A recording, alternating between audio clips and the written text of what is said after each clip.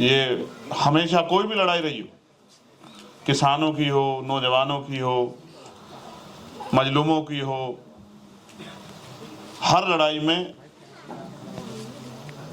इनकी शिरकत किसी ना किसी तौर पर रहती है।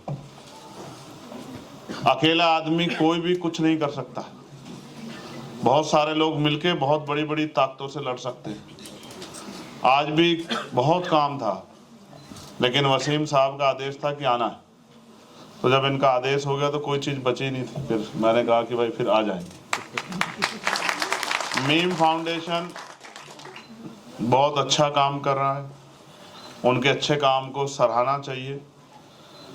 जो करीबी तौर पे 2-3 चीज़ें रखी थी भाई ने कि उनका एक बोर्ड होना चाहिए, इस चीज़ को हमें 4-5 साल पहले हमें महसूस हुआ जब एक मुसीबत आई हमारे यूनिट पे और हम बहुत सारे लोग गिरफ्तार होकर जेल चले गए। तब हमें याद आया कि अगर ऐसी कोई हमने बोर्ड बनाया होता तो ऐसे बुरे दौर में वो हम लोगों को संभाल लेते। तो एक संगठन के लिए और उस संगठन के हर व्यक्ति पे एक अंकुश होना चाहिए कि वो उस दायरे को क्रॉस ना करे, वो तानाशाह ना हो जाए, वो उस उम्मीद के साथ जो आपने मीम फाउंडेशन बनाया, लेकिन और कोई भी तंजीम बनी जिस उम्मीद के साथ बनी, उस विचार उस उम्मीद को वो अपने निजी फायदे के लिए भेंट ना चढ़ाते। तो एक बोर्ड होना जरूरी, ये उनकी बात को मैं आगे बढ़ाते हुए सलाह देता हूं कि ये बहुत ज़रूरी है, आपकी तंजीम के काम आए, क्योंकि आपकी मूवमेंट वो रुकनी नहीं चाहिए। जो काम मीम फाउंडेशन कर रहा है, अक्सर हम जय भीम और जय मीम के नारे जब लगते हैं तो बहुत सारे लोग पूछते हैं कि ये मीम वाले, मीम से वो एक सिर्फ एक बड़ी आबादी की तरफ उनका और बड़ी आबादी मुसलमानों की तरफ उनका इशारा रहता। अच्छा हुआ कि मीम फाउंडेशन, तो ये भी बात उनकी समझ में आ जाएगी कि मीम सिर्फ जो है एक धर्म के लोग नहीं, एक मीम एक तहरीक भी। दूसरा, बहनों के लिए कहा गया, ये बहुत सही है, क्योंकि आधी आबादी को पीछे छोड़ के ना मुल्क तरक्की कर सकता, ना कोई कौम तरक्की कर सकती, ना कोई प्रदेश तरक्की कर सकता और ना ही कोई मूवमेंट तरक्की कर सकती। क्योंकि जब हम बात करते हैं हक और इंसाफ की, तो उनमें हर एक व्यक्ति के लिए बात होनी चाहिए। मैं इस टीम को भविष्य में कभी किसी भी तरह की मेरी कहीं भी मेरे योगदान की ज़रूरत पड़ेगी तो वो मुझे याद करें, मैं हमेशा उनके साथ खड़ा रहूँगा। इस बात का भी मैं आपसे वादा करता हूँ। और जो आज के हालात हैं, पढ़े लिखे लोगों की जिम्मेदारी होती है, मैं ये बात खुद से जोड़ता हूँ कि बाबा साहब अम्बेडकर हमारे लिए मात्र एक किरदार नहीं, उनमें उनके नाम के साथ हमारी जान बसती है। उन्होंने जो हमें दिया है वो हम शब्दों में उसको बयान नहीं कर सकते। मैं और मुझसे पहले जितने सियासी लीडर जो उस तहरीक को पसंद करते हैं, उस विचार पर चलते हैं, वो सब आज अगर हैं और अगर हमें जबान मिली है तो ये डॉक्टर बाबा साहब अम्बेडकर की देन है। और आपकी, जब मैं तहरीक को पढ़ रहा था मीम फाउंडेशन की, तो मैं महसूस कर रहा था, चाहे वो सर सैयद अहमद खान साहब की तहरीक हो या आपकी ये तहरीक हो, आप भी एजुकेशन पे काम कर रहे हैं। और एजुकेशन देती क्या है? मैं तो एजुकेशन पे कुछ और सोचता हूँ। मैंने पार्लियामेंट में भी कहा है कि एजुकेशन सिस्टम में बहुत सुधार की जरूरत है। एजुकेशन हथियार है। एजुकेशन सिर्फ रास्ता नहीं दिखाती, एजुकेशन जंप भी लगाती, और जंप का मैं आपको आज उदाहरण भी दूंगा। एजुकेशन से अच्छे बुरे की पहचान होती है, एजुकेशन से बौद्धिक विकास होता है, एजुकेशन से व्यक्तित्व का निर्माण होता है, एजुकेशन से अपनी बात को कहने का तरीका आता है। एजुकेशन हमें जिम्मेदार लोगों की शख्सियतों में के बीच में खड़ा करती है। और मैं इसका उदाहरण आपको बताता हूं।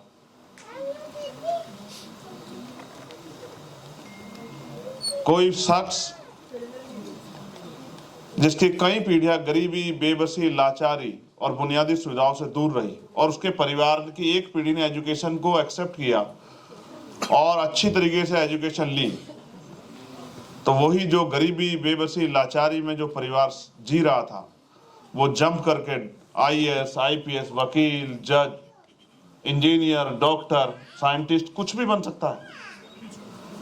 इस भूमिका पे जब वो आता है उसका सम्मान बढ़ता है, उसके परिवार की हालत बदलती है, जिन लोगों के बीच वो रहता है उनके सोचने का तरीका बदलता है, बहुत कुछ बदलता है। एजुकेशन इसलिए जंप देती है कि कल तक जो सड़कों पे घूम रहा था और वो आज परीक्षा दे के IAS की, और वो IAS बन के जब जिले में जाके DM बन के बैठता है तो पूरे जिले को ऑपरेट करता है, और जब उसकी गाड़ी कहीं से गुजरती है तो देखने वाले कहते हैं कि जिलाधिकारी जा रहा है। ये जंप है। जो काम 50 साल में नहीं हो सकता था वो 1 साल में हो सकता है अगर आप एजुकेशन की वैल्यू को समझें। तो मीम फाउंडेशन, मुबारकबाद मीम फाउंडेशन को कि वो बहुत अच्छा काम कर रहा है। वो तो डिजास्टर मैनेजमेंट पे भी काम कर रहे हैं, डिजास्टर पे भी काम कर रहे हैं वो, और जो तमाम तरह की चीजें जो मैंने उनके फोल्डर में पढ़ी, वो बहुत सारी चीजों पे काम कर रहे हैं। तो ज़हनी तौर पे उनको मैं खुले दिल से समर्थन करता हूं, लेकिन मैं आपको ये बहुत जिम्मेदारी से कहना चाहता हूं, एजुकेशन सिस्टम आज हमारे देश का बहुत लो लेवल पर है। जितना सरकार को, स्टेट और सेंट्रल गवर्नमेंट को पैसा खर्च करना चाहिए GDP का, उतना कोई सरकार खर्च नहीं कर रही। और उसका खामियाजा ये है, अदीब साहब बैठे हैं, मैं इस बात को किसी से जोड़ना नहीं चाहता। मैंने पार्लियामेंट में कहा कि जब चपरासी से लेके और क्लास 1 के सबसे सीनियर अधिकारी तक, जब राष्ट्रपति जी से लेके और गांव के सरपंच और वार्ड के मेंबर, इस बीच में जितनी इकाई आती है, चाहे वो चेयरमैन हो, चाहे वो मेयर हो, चाहे वो जिला पंचायत सदस्य हो, चाहे वो BDC हो, चाहे वो जिला पंचायत अध्यक्ष हो, चाहे वो विधायक हो, चाहे वो सांसद हो, चाहे वो मंत्री हो, चाहे वो कैबिनेट के मंत्री हो स्टेट के, चाहे वो मुख्यमंत्री हो, चाहे वो राज्यपाल हो, चाहे वो सेंटर के मंत्री हो, चाहे वो प्राइम मिनिस्टर हो या राष्ट्रपति हो, और एडमिनिस्ट्रेशन लेवल पे चाहे वो गांव में patwari, secretary, ADO, BDO, SDM, CDO, DM, commissioner, IG, DIG, SHO, CO, थानेदार या फिर प्रिंसिपल सेक्रेटरी, चीफ सेक्रेटरी, चाहे वो स्टेट के और सेंटर के, जब तक इनके बच्चों को सरकारी स्कूल में जो है नहीं पढ़ाया जाएगा, तब तक एजुकेशन सिस्टम हमारे यहाँ का कभी भी किसी भी कीमत पे बदल नहीं सकता। और जिस दिन ये हो गया, जिस दिन मंत्री जी का बच्चा पढ़ेगा स्कूल में सरकारी, विधायक जी का बच्चा पढ़ेगा, सांसद जी का बच्चा पढ़ेगा, और DM का बच्चा पढ़ेगा, SSP का बच्चा पढ़ेगा, और वहीं किसान, मजदूर, गरीब, दलित, पिछड़े, मुसलमान, आदिवासी और तमाम जरूरतमंद लोग जिनकी जेब में पैसा नहीं, उनका बच्चा पढ़ेगा, तो आप देखना 1 नंबर की गुणवत्तापूर्ण एजुकेशन मिलेगी स्कूलों में। तो ये जो आज प्राइवेट सेक्टर में बड़े बड़े जो बिल्डिंगें बनी खड़ी है, ये जो जेब काटती है लोगों की, ये बंद हो जाएंगी और इस एजुकेशन को अंतिम लोगों तक पहुंचने का मौका मिलेगा। हमारे नेता कहते हैं अदीब साहब कि हमने गरीबों के लिए बहुत अच्छे स्कूल बना दिए, अच्छी तनख्वाह मिलती है वहाँ टीचर्स को, लेकिन उनमें अपने बच्चों को वो इसलिए नहीं पढ़ाते क्योंकि वो उनके हाल जानते हैं। उनको पता है यहाँ पढ़ के उनका बच्चा कुछ नहीं बनने वाला। एक तरफ इंग्लिश मीडियम है और दूसरी तरफ हिंदी मीडियम है, और आज यहाँ हमारे यहाँ जो 4 बात अंग्रेजी में बोलता है उसको लोग बड़े सम्मान से देखते हैं, जो हिंदी में बोलता है उसकी तरफ सोचते हैं कि इसको बहुत कम आता है। लेकिन हम जिस स्ट्रक्चर में पैदा हुए और जहाँ गाँव से हम निकल के आए, हमारी जबान है हिंदी, देहाती, खड़ी बोली, हम इसको जीते हैं, हम इसमें रहते हैं, इसमें प्यार है, मोहब्बत है। तो आप सोचो कितना कंपैरिजन करके देखो, गांव से प्राइमरी स्कूल से 5वीं क्लास का बच्चा और क्लास 1 का इंग्लिश मीडियम का बच्चा, देखिए आप कंपैरिजन करके आपको एहसास हो जाएगा कि दोनों कहाँ खड़े होते हैं। क्योंकि हमारे यहाँ तो 5वीं तक ABCD से ऊपर बढ़ती नहीं बात, और ABCD के बाद वो कहाँ चली जाती है उनको भी नहीं पता होता है। तो इसलिए एजुकेशन सिस्टम में बहुत सुधार की जरूरत है। तो इसका एक तरीका ये भी है कि जब समय आए एजुकेशन के रास्ते को आगे बढ़ाने का, और वो समय लोकतांत्रिक व्यवस्था में हो, तो अपनी वोट का भी सही इस्तेमाल हमारे लोगों को करना चाहिए, जिससे सांप्रदायिक ताकतें, नफरत फैलाने वाले लोग, जिससे बुनियादी ढांचे को, स्ट्रक्चर को कमजोर करने वाले लोग, और मैं बहुत जिम्मेदारी से कह रहा हूं, 1 नेशन 1 इलेक्शन इस देश की कमर तोड़ देगा और देश में भी जो कॉन्स्टिट्यूशन के जो राइट्स हैं, शेड्यूल 7 में जो स्टेट को पावर है उसकी कमर तोड़ देगा। आप देख लेना, जीरो कर देगा। प्रेसिडेंशियल पावर इतनी बढ़ जाएगी कि चुनी हुई सरकारों को ये जब चाहे खत्म कर देंगे। इस तरह के हालात आज बन गए। उस पर चर्चा ना, उस चर्चा को छिपाने के लिए बहुत सारे प्रयास किए जा रहे हैं आज देश में।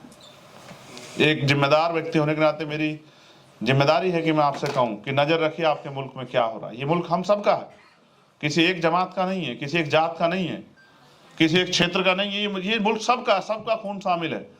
और मैं अपने जो साथी यहाँ संचालन कर रहे हैं उनसे भी, और जो यहाँ इधर मौजूद हैं जो अपनी बात, उनसे भी कहूंगा, मैंने पार्लियामेंट में भी कहा, मैं किसी के ऊपर टिप्पणी करते हुए नहीं कह रहा था, मगर मैं कह रहा था कि जब हम कॉन्स्टिट्यूशन पे बात करते हैं तो ये मुल्क हिंदुस्तान नहीं है। इस देश के कॉन्स्टिट्यूशन ने 26 जनवरी 1950 को इसको इंडिया दैट इज भारत कहा। और जब तक आप इसको भारत नहीं कहेंगे, आप मेरी बात को याद रखें, तब तक आप उस विचार को बल देते रहेंगे जिस विचार के बाद आप कहते हैं कि मुल्क खतरे में। ये भारत है, ये इंडिया है, और इसके मीनिंग है। और इस मीनिंग को हमें समझना पड़ेगा कि हमारी यूनिटी ही इस देश की शक्ति है, और हमें एकजुट होकर आगे बढ़ के कंधे से कंधा मिला के हर मुसीबत का सामना करना है।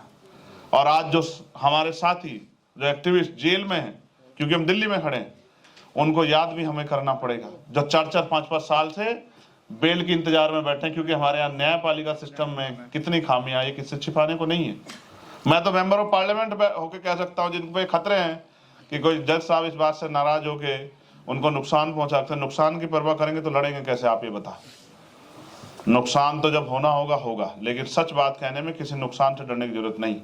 हमारे यहाँ जो न्यायपालिका है, और उस न्यायपालिका में जिस तरह की बाहुल्यता है, वो ये महसूस कराती है कि वहाँ से आने वाले फैसले और उनकी फैसलों के पीछे का मोटिव, वो अक्सर जो है, जो बात इलाहाबाद हाई कोर्ट के एक जज ने कही, जस्टिस शेखर कुमार यादव ने, उस बात को मजबूत करती है कि जहाँ जो बाहुल्यता है, जो मेजोरिटी है, उसके हक में फैसले होने चाहिए। जुडिशरी सिस्टम ये नहीं है कि हक में मेजोरिटी के हक में फैसले होने। जुडिशरी सिस्टम ये है कि न्याय होना चाहिए। अगर किसी की संख्या 1 है और सामने वाले 99 है, तो 99 लोगों के हक में फैसला नहीं होना चाहिए। अगर वो गलत फैसला उस एक के पक्ष में होना चाहिए जो सही है, तब ये न्याय माना जा सकता है। तो मुझे हमारे आज के जुडिशरी सिस्टम से और उसमें जिस तरह की सरकार का इन्वॉल्वमेंट है, मुझे सबसे बड़ा खतरा महसूस होता है कि जहां आखिरी उम्मीद होती है न्याय की, और वो न्याय का मंदिर अगर सत्ता के आगे झुक जाए, या सत्ता के आगे सत्ता की चौखट पे दम तोड़ दे, या नाक रगड़ दे, तो देश पे खतरा, वाकई में इस संविधान पे खतरा बढ़ जाता है। और आप महसूस कीजिए, बहुत सारे फैसले ऐसे हैं जो सोचने को मजबूर करते हैं कि क्या हमारा जुडिशरी सिस्टम सही काम कर रहा है। कितने लोग हैं, जब वो कल अगर निर्दोष पाए गए तो कहां से आप उनकी जवानी और उनका इस समय लौटा दोगे जिस समय को आपने बर्बाद करके रख दिया सिर्फ सियासी कारणों से। आज कितने लोग, और मुझे कहने में कोई गुरेज नहीं है, मैं यहां भी कह सकता हूं, मैंने पार्लियामेंट में भी कहा था कि बहुत सारे ऐसे साथी हैं, और खालिद सैफी से लेके शर्जिल इमाम और मिरान हैदर से लेके सिफाउर रहमान से लेके, जो जेलों में सड़ रहे हैं, और उनकी आवाज उठाने वाला कोई नहीं, और आवाज उठाई जाती तो दबाई जाती। और मैं यहाँ ये भी कहूंगा कि मेरे छोटे भाई अब्दुल्ला आजम और आजम खान साहब, जिन्होंने इस मूवमेंट को आगे बढ़ाने का काम किया, जो सर सैयद अहमद खान साहब ने चलाई थी एजुकेशन की मूवमेंट को, और उन्होंने वो जौहर यूनिवर्सिटी बनाने का काम किया। आज जौहर यूनिवर्सिटी पे भी और आजम भाई को भी क्या सहना पड़ रहा है, ये भी किससे छिपा हुआ नहीं। मैं बहुत जिम्मेदारी से अपनी बात को खत्म करते हुए आपसे कह रहा हूं, मुल्क हम सबको देख रहा है। एक पहला भी समय आया था जब ब्रिटिश हुकूमत के खिलाफ लड़ाई लड़ी गई थी, तब भी मिलके मुल्क ने लड़ाई लड़ी थी, और आज भी जरूरत है कि हम लोग मिलके एक मुट्ठी बन के लड़ें।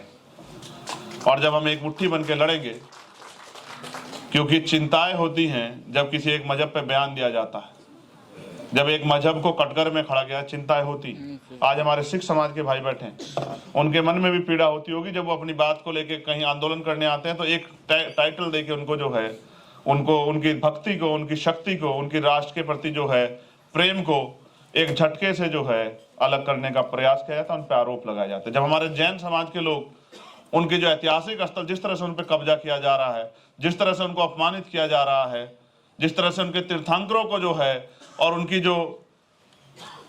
जो पॉइंट्स हैं जिन उन पे कब्जा किया जा रहा है, उनमें भी चिंता है कि उनकी आवाज कोई उठाए। जिस तरह से बौद्ध भाइयों को जो है उनकी धार्मिक आजादी को छीना जा रहा है, सिर्फ 22 प्रतिज्ञा लेने पे मुकदमे हो जाते हैं और तमाम तरह की चीजें हमारे सामने हैं। और मुसलमानों का तो क्या कहिए साहब, बस आपका तो नाम ही काफी। आपकी सारी मोहब्बत, आपका सारा संघर्ष, आपकी सारी मुल्क के प्रति वफादारी सब एक झटके से दूर हो जाती है जब बस आपका नाम लोगों को पता हो जाता है। लेकिन ये चंद लोग हैं, मेरी बात को आप याद रखें, ये मुल्क नहीं है। इस मुल्क में वो भी लोग हैं जो आपके साथ कंधे से कंधा मिला के इस लड़ाई को लड़ने के लिए खड़े हैं और हमेशा आपके साथ खड़े रहेंगे। इस बात का भी मैं इस मंच के माध्यम से और एक अम्बेडकरवादी होने के नाते आपको विश्वास दिलाने का काम करता हूं कि हम संविधान की रक्षा के लिए हर कीमत चुकाने के लिए तैयार।